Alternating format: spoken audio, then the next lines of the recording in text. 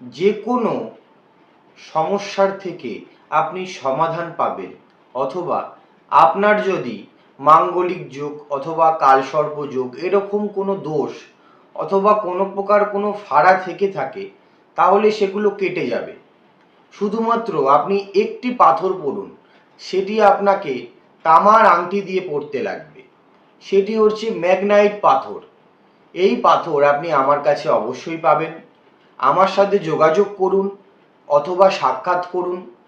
আপনার কুষ্ঠিটাকে বিচার করে অথবা আপনার হস্তরেখাটাকে বিচার করে বা বিবেচনা করে যে পাথর অথবা যে রত্ন বিবেচক বা আমি সাজেস্ট করব, সেই রকম বিষয় অনুযায়ী আপনাকে বলা হবে। আপনি যদি নেওয়ার চেষ্টা করেন বা নিতে পারেন, তাহলে অবশ্যই আপনার কাজ হবে।